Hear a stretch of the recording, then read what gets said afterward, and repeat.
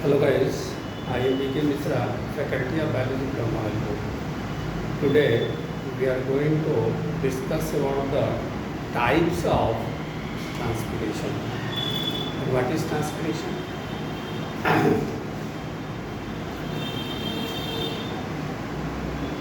Expulsion and loss of water from the aerial part of the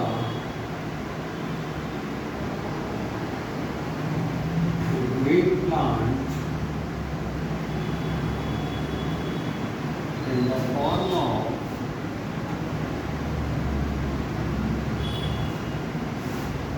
vapor is transpiration. Actually,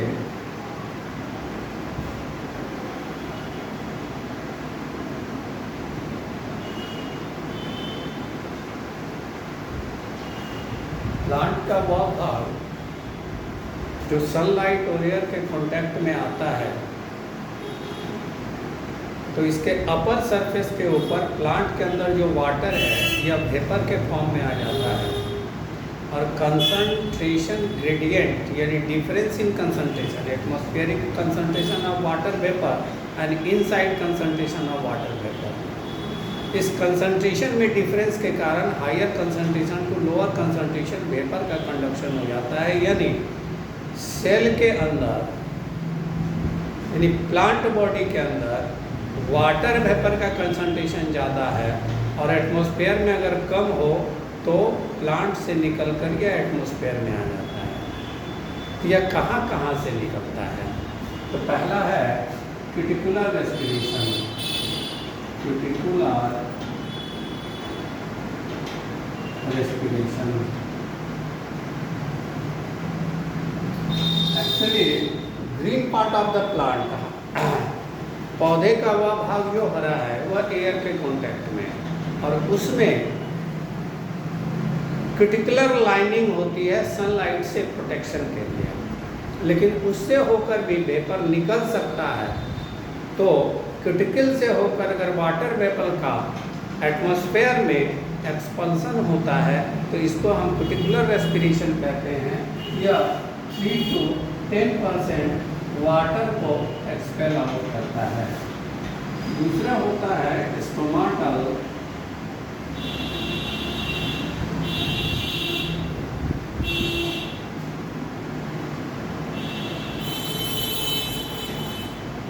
transpiration.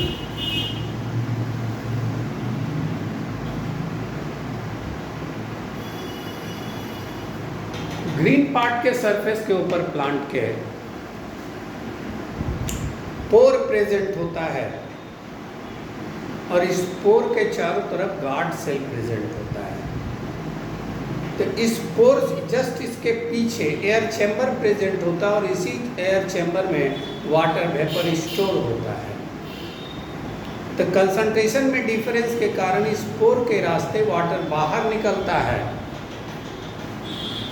जिसे हम stomatal transpiration कहते हैं और यह 50 to 97% तक वाटर वेपर इसी से होकर निकलता है। तीसरा होता है लेंटिकुलर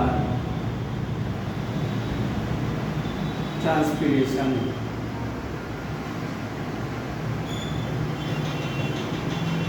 एक्चुअली मोटा मोटा जो पेड़ होता है उसके तने को, वो मोटा नीचे वाला भाग जो है उसको जाकर आप देखिएगा तो वह काफ़ी फटा फटा होता है और उस दरार से होकर अंदर जब देखिएगा तो सेल दिखाई देता है और यह सेल डायरेक्ट एटमॉस्फेयर के कांटेक्ट में आता है और यहाँ पर वाटर वेपर का एक्सचेंज हो जाता है।